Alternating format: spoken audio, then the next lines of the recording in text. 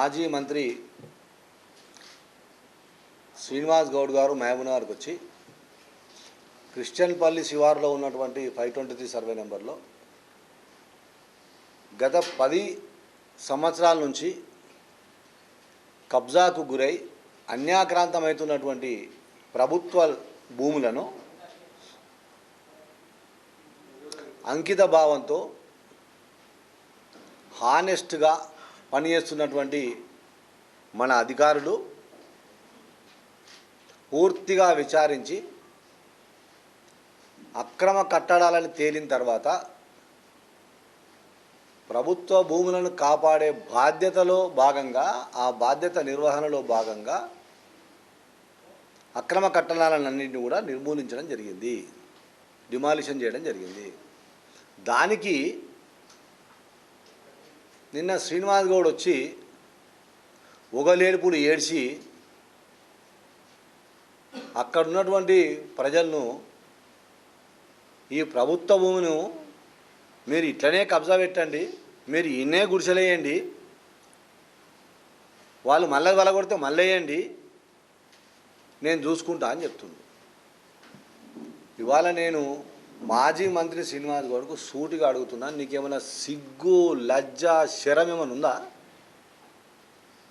10 ఏళ్ళు నీ పరిపాలన మళ్ళీ ఈ అనాథలు, ఈ వికలాంగులు, ఈ 2 కళ్ళు లేనటువంటి వాళ్ళు నిన్న చూపించావు కదా, వాళ్ళందరినీ కనబడలేదా? అధికారం పోయినాక కనబడుతున్నారా?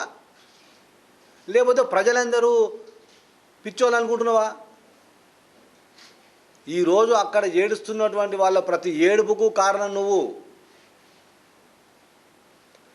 వాళ్లకు దొంగ పట్టాలు అమ్మింది నీ తమ్ముడు అండ్ గ్యాంగ్, ఆ భూములు కబ్జా పెట్టించింది నీ తమ్ముడు అండ్ గ్యాంగ్.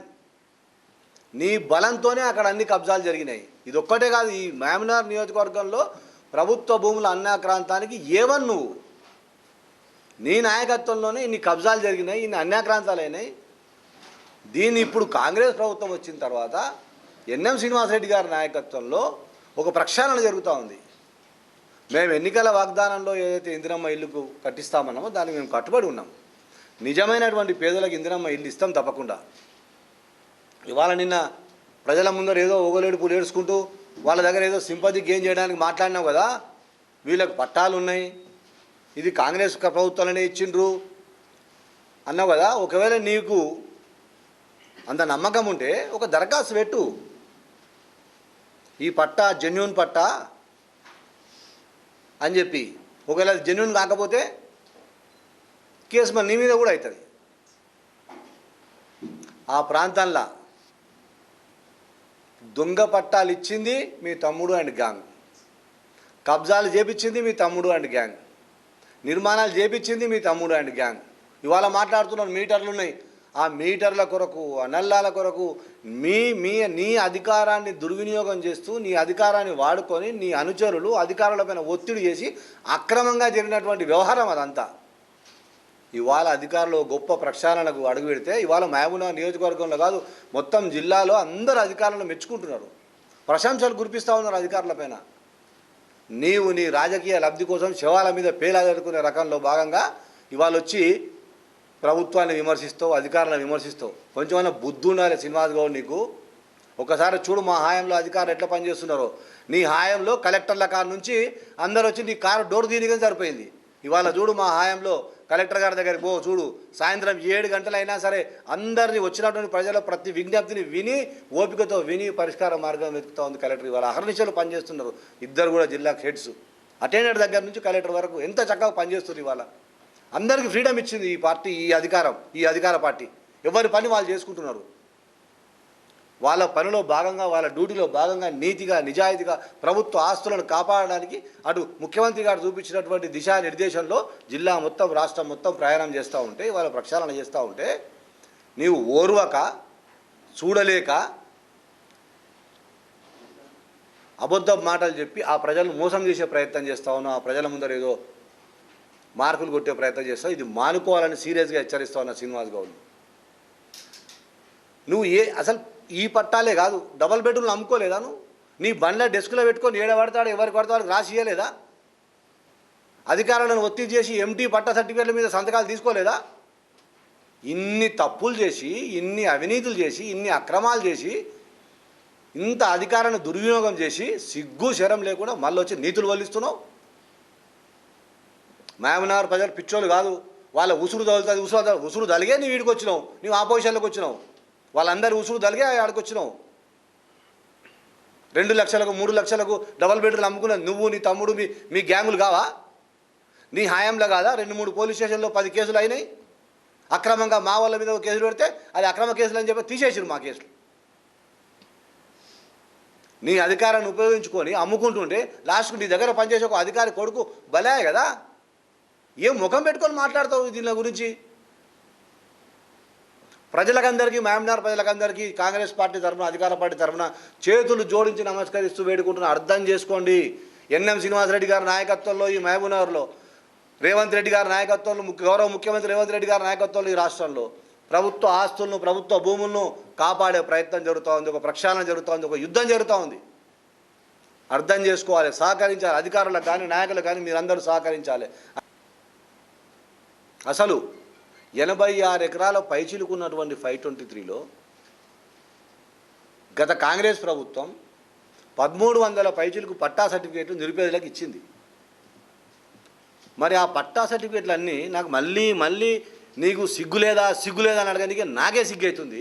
ఆ 1300 పట్టా సర్టిఫికేట్లను అధికారుల కలెక్టర్ని అడ్డం పెట్టుకొని ఆ రోజుల్లో మీ టీఆర్ఎస్ ప్రభుత్వం నువ్వు కాదా వాపసు తీసుకున్నది? డబల్ బెడ్రూమ్లు అందరికి ఇస్తామని చెప్పి ఆ పట్టా సర్టిఫికేట్ వాపసు తీసుకున్న చీటరు నువ్వు కాదా? నీ ప్రభుత్వం కాదా? ఇచ్చిన మమ్మల్ని అందరికీ దాదాపు 10% మంది కూడా నువ్వు డబల్ బెడ్రూమ్లు లేలే. డబల్ బెడ్రూమ్లను అమ్ముకుంటారు మీరు, ఇంటి వాళ్ళందరూ కలిసి, మీరు, మీ కార్యకర్తలు, మీ నాయకులందరూ కలిసి. ఎవరైతే పట్ట సర్టిఫికేట్ వాపసు తీసుకున్నారో కాంగ్రెస్ వాళ్ళు ఇచ్చినాయి, ఆ పట్ట సర్టిఫికేట్లకు మీరు డబల్ బెడ్రూమ్ ఇవ్వలేదు. వాళ్ళందరూ హైకోర్టుకు పోయినరు. హైకోర్టు నుంచి వందలాది మంది మీకు మొట్టికాయలు వేసారు. హైకోర్టు నుంచి కూడా ఆర్డర్లు చేస్తే కూడా వాళ్ళకి న్యాయం చేయాలంటే దుర్మార్గులు నువ్వు పేదల గురించి మాట్లాడతావా? పేదల నోటికాడి బువ్వను గుంజుకొని తిని బలిసినటువంటి నాయకుని నువ్వు ఇవాళ పేదల గురించి మాట్లాడతావా? మహబూబ్నగర్ను భ్రష్టు పట్టించినావు నువ్వు. అవినీతికి పరాకాష్ట నీ పరిపాలన. ఇవాళ వచ్చి ముసలి కన్నీళ్ళు గారుస్తూ ఉన్నావు. చెప్పు, నేను చెప్తున్నది తవ్వద్దాం. 1300 పట్ట సర్టిఫికేట్లు మీరు తీసుకోలేదా? హైకోర్టులో కేసులు వల్లేదా? అధికారులకు ఆదేశాలు రాలేదా? వాళ్ళందరూ నువ్వు డబల్ బెడ్రూమ్లు ఇచ్చినావా? నీవు చేసే తప్పులన్నీ బయటపడతాయని ఇక్కడ అధికారులు ఒక న్యాయంగా, నీతిగా ఒక పని చేస్తూ ఉంటే దాని మీద వచ్చి నువ్వు ఏదో రాజకీయం చేసే ప్రయత్నం చేస్తూ ఉన్నావు. ఇప్పుడు ఒకవేళ నిజంగానే నీకు ప్రేమ ఉంటే ప్రజలపైన, నువ్వు నిన్న అన్నావు దొంగ పట్టాలు తయారు చేసిన వాళ్ళ మీద కేసు పెట్టండి. క్లియర్ కట్ ఉందబ్బా. ఆడ దొంగ పట్టాలు తయారు చేసిన వాళ్ళు నీ పక్కన ఉన్నారు. నిన్న వాళ్ళందరూ ఎవరు అనుచరులు? మీ తమ్ముడు అనుచరులు. నువ్వు నిజంగా ప్రజల మీద ప్రేమ ఉంటే, నిజంగా ప్రజానాయకుని అయితే, నేను అన్నావు కదా మళ్ళీ వస్తానేనని, ఆ ఆశ నీకు నిజంగా ఉంటే నీ తమ్ముడిని, ఆ దొంగలను, ఆ బోగస్ సర్టిఫికేట్లు ఇచ్చినటువంటి వాళ్ళందరినీ పోలీసులకు సరెండర్ చేయి. నువ్వే వచ్చి సరెండర్ చేయి. వీళ్ళే చేసిరు, తప్పు చేసిరు, వీళ్ళే పేదల జీవితాలతో ఆడుకున్నారు, పేదలకు పట్ట సర్టిఫికేట్లు అమ్మినరు, నా అధికారాన్ని దుర్వినియోగం చేసిరు వీళ్ళని చెప్పి వాళ్ళని అప్పచెప్పు పోలీసులకు. అది చేత కాదు. పుట్టిగానే అధికారులను, అధికార ప్రభుత్వాన్ని దుమ్మెత్తిపోయడం తప్ప నీకు వేరే ఏం చేత కాదు. ఏం ఎత్తిపోసినా ప్రజలు చాలా విఘ్నులు. మహబూబ్నగర్ ప్రజలకు అంతా అర్థమవుతూ ఉంది. ఇంకా చాలా ఉన్నాయి. దొంగల గుంటలో దొంగలు ఉన్నారు, పెద్ద చెరువులో పాములు ఉన్నాయి, చాలా ఉన్నాయి. అన్నీ బయటకు వస్తాయి. ఇప్పుడు నీ ఫామ్ హౌస్ లెక్క చేరుస్తాం, కొత్త కలెక్టరేట్ పక్కన ఉన్న లెక్క చేరుస్తాం, అన్నీ లెక్క చేరుస్తాం. మాట్లాడతాడు 10 ఏళ్ళు కనబడలేదు ఆయనకు. వాళ్ళందరూ ఆ పేదోళ్ళందరూ 10 ఏళ్ళు మళ్ళీ ఆయన నిజంగానే పట్ట సర్టిఫికేట్ ఇచ్చింటే అదే డబల్ బెడ్రూమ్ ఇచ్చింటే వాళ్ళు ఇంత పంచాయతీ లేదు కదా, ప్రభుత్వ స్థలము మిలుగుతుండే, ఆ ప్రజలకు కూడా ఇబ్బంది లేకుంటుండే. కనుక మహబూబ్నగర్ ప్రజలకు, ముఖ్యంగా 523లో నిన్న ఇబ్బంది పడుతున్న వాళ్ళకు అందరికీ కూడా విజ్ఞప్తి చేస్తాం. ప్రజా సంఘాలకు, వివిధ రాజకీయ పార్టీలకు, జర్నలిస్టులకు అందరూ విజ్ఞప్తి చేస్తూ ఉన్నాం. ప్రభుత్వానికి సహకరించండి. ప్రభుత్వ ఆస్తులను కాపాడదాం, చెరువులను కాపాడదాం, అన్యాక్రాంతం కాకుండా కాపాడదాం. కాపాడిందంతా మళ్ళీ ప్రజలకే దొరుకుతుంది కదా. ఇవాళ వాళ్ళందరూ ఒకరొకరు నేను చిట్టీలు చేసినా, లేకపోతే అదే ఇష్టం కట్టుకున్నాను. ఎందుకు కట్టుకుంటావు తల్లి? మీ కొరకు ప్రభుత్వం ఉంది. అన్న రేవంత్ అన్న నాయకత్వంలో, ఎన్ఎం శ్రీనివాసరెడ్డి గారి నేతృత్వంలో మీకు 5 లక్షలతో ఇందిరా మిల్లు కట్టిస్తాం. మీరు ₹1 ఖర్చు పెట్టకండి, మేము కట్టిస్తాం. న్యాయంగా, నిజంగా లీగల్గా మీకు పట్టా ఇస్తాం, మీకు గట్టిస్తాం. వాని మాటలు వీని మాటలు దొంగల మాటలు వినకండి, మోసపోకండి అని చెప్పి విజ్ఞప్తి చేస్తూ ఉన్నాం.